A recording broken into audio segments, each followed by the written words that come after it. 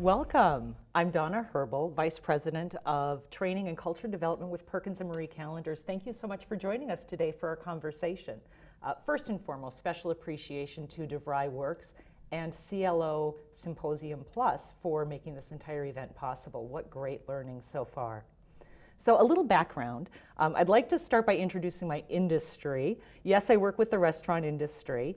Some of you may have noticed right away, these projections are from 2015. There's a reason.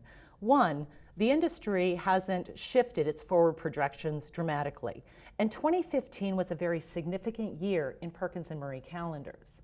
So as we look at some of the industry trends from the restaurant industry, big growth, big employment. In fact, from a growth perspective, more than double Hollywood's annual domestic box office sales.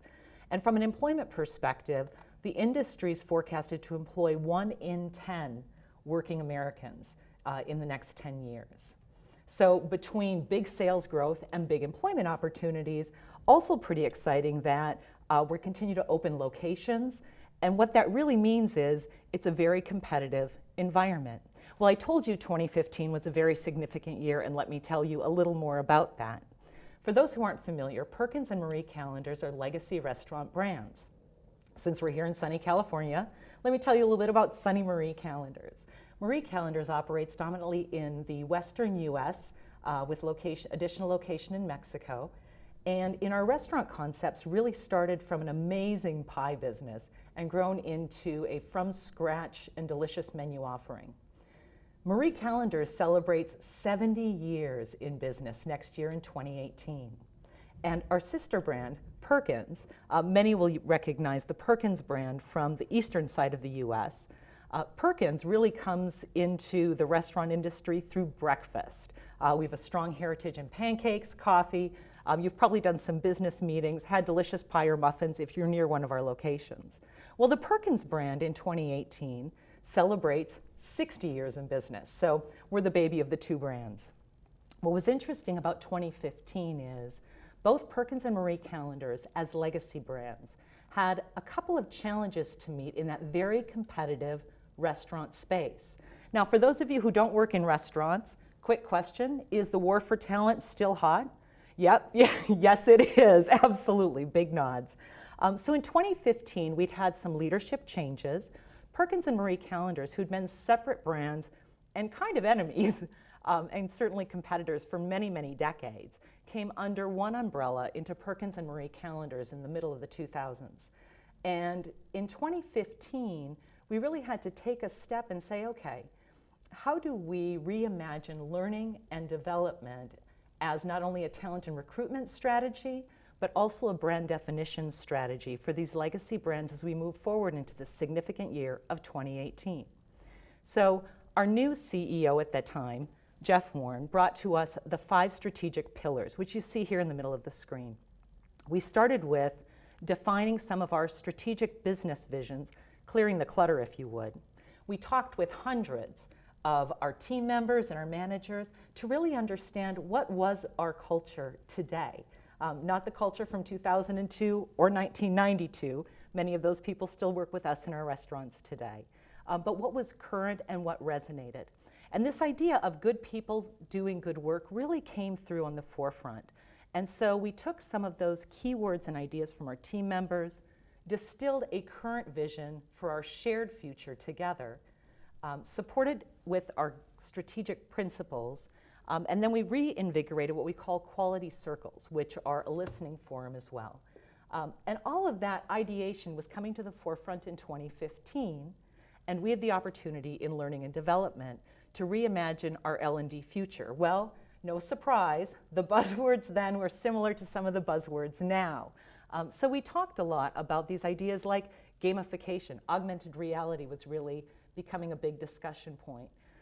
And we believe that many L&D managers and leaders had similar challenges at that time and maybe even today. People read an article, they're really excited about what they hear, and they say, hey, I don't know what this is, but we want that.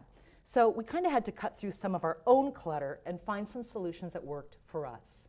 One of the early items we stumbled upon is this idea of Kahoot. Any Kahoot fans in the room? Couple? Anybody have maybe kids who are in either school or college who are familiar? Yeah, a couple more, a couple more nods. So Kahoot is really a gamification and learning methodology. Why we love it in the restaurant business? Number one, it's a public and free resource. Number two, in our industry, we're fascinated with fifth graders. And I know that sounds a little bit odd, but in the restaurant industry specifically, we hire some of our first team members at 15, 16 years old. And so we're very in tune with what's happening in education at the elementary school into the middle school level. Because we know in 5 years, individuals who are participating with methods like Kahoot as an instructional mechanism will be working in our restaurants, and new team members have some expectations about how things get done. If you want more information about Kahoot as a learning method, you can find it at kahoot.com. What we love about Kahoot is it's an option for remote or decentralized quizzing, surveying, communication, or teaching. And recently, Kahoot has launched an app. And so you can push out assignments. Students are using it, for example, for homework, flashcards, additional practice, for example. So there's a lot of uses for Kahoot. And when we stepped back to how do we get a little more interesting than our print-based manuals, Kahoot has been really interesting and engaging for our first-time jobbers in our environment. We also have heard a lot about and studied this idea of flipped classroom. In a legacy brand like Perkins or even Marie Callender's, in 2015 we had a pretty specific challenge. All of our training was print-based. And while once upon a time, 1982, a stack of 7 binders was really interesting and engaging for learners. They looked at this binder system and said, wow, this is great information. I can't imagine I have a question you couldn't answer.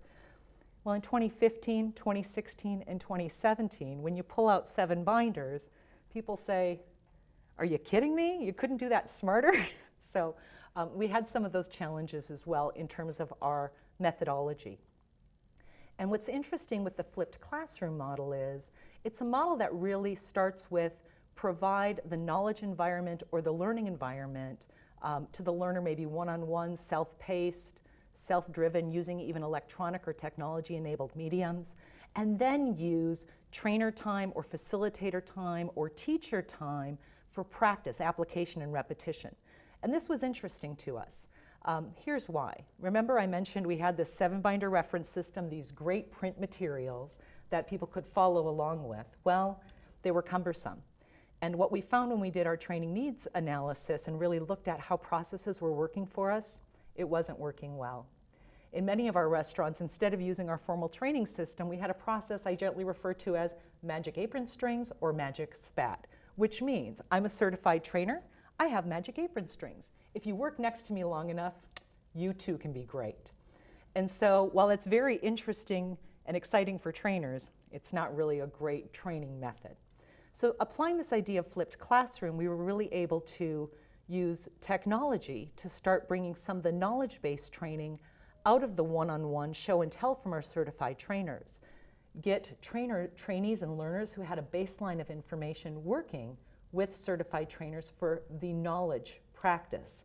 It's exactly this flip. We went from certified trainers or manager trainers who were the sage on the stage to truly individuals who were the guides on the side. One of the important shifts of this flipped classroom method in our corporate learning was meeting the challenge head on. You know, as we talked with some of our newest team members, they said, you know, I applied for this job, I was pretty excited about it, I think I do really well with people. And then my trainer spent all this time telling me how not to say and do the things that I thought were interesting or made me special and how to be much more robotic. And we thought, well, that's a little bit foolish. So taking the knowledge step in terms of our shared vision statement, what we're trying to accomplish, painting the outcomes more clearly, and then providing guided and spaced repetitive practice really is helping us get to improved results with a lot more latitude and interest for our learners. One of the things that you will note as I go through this deck, and it's available through the CLO Symposium Plus as well, there are hyperlinks to some of these key topics, so if you want a deeper dive later, you can certainly get them. So using this idea of flipped classroom, which is simply changing the method of taking homework really into like the classroom, like the work studies, the labs, the hands-on, and putting a resource at the point of activity, and then using that more traditional homework time for self-study or self-paced direction through learning videos and assignments. It's very successful in a number of elementary and high schools, and it's gaining adoption throughout the US. There's also a lot of adoption in that method in corporate learning as well. And one of the keys to success that we've found is this idea of microlearning. If you haven't spent a lot of time with microlearning, Grovo was early in the microlearning space. They've got some great white papers, some great research. You know, some common questions with microlearning: what's the right amount of time for microlearning? Well, there isn't really a right necessarily or a wrong number. You want to take the amount of time that's necessary for the content, but microlearning really starts with the individual's attention spans. In our industry, the restaurant industry, if you want a great example of microlearning, you've probably seen some on your Facebook feed or in social media, in the Yumly videos. How to learn to mince garlic in under a minute, for example. Single topic, small bursts of information, generally positioned as close to point of action or practice as possible. You kind of already start to hear some of the application of that flipped learning module. At PMC, we applied this idea of microlearning by developing what we call Coaches Corners. It's a suite library of on-demand microlearning, and we have it accessible as close to application as possible. And that was another shift for us in our learning design as well, which was to really take microlearning and space it where there was interest or application for the learner.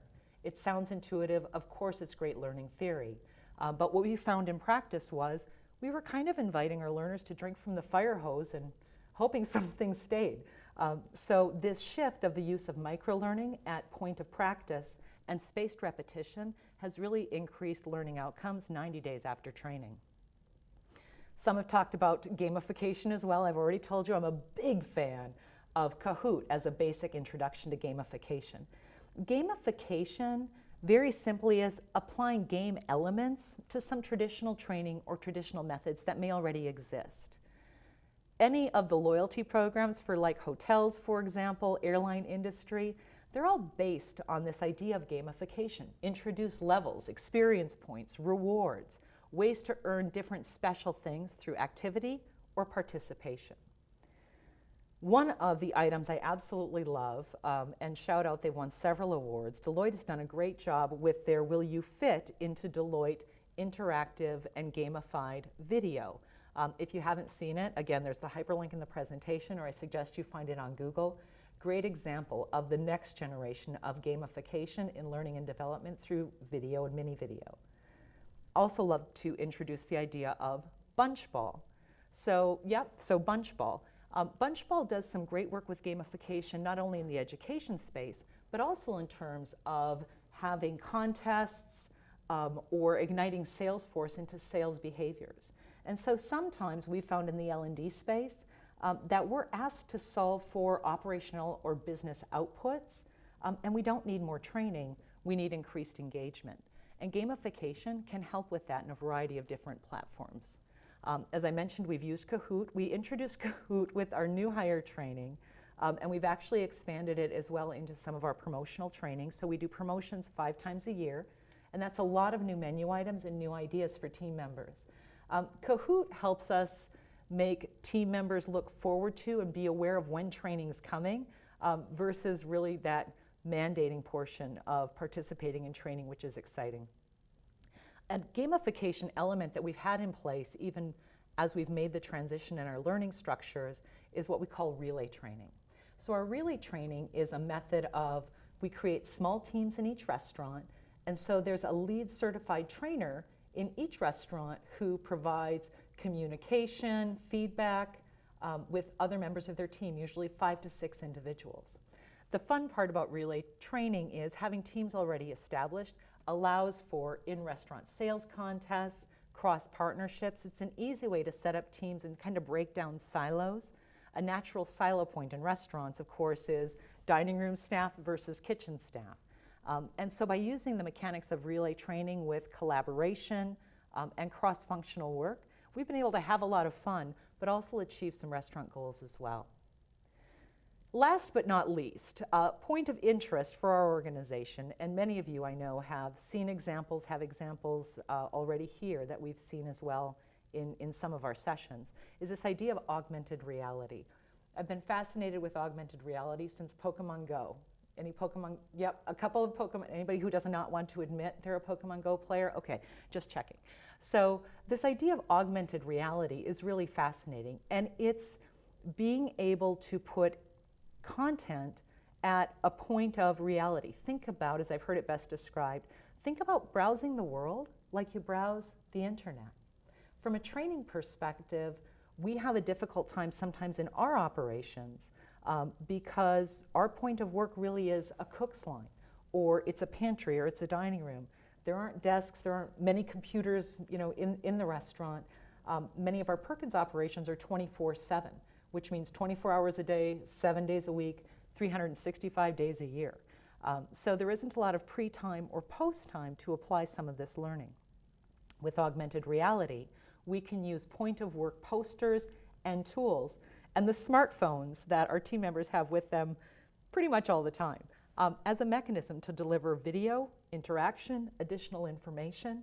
And by using the tags and codes for augmented reality, we can always make sure that we have our most current information in front of our team members for point of work. Important for things like safety and cleaning procedures, for example. You think about the number of times people have to stop for a minute, check a poster.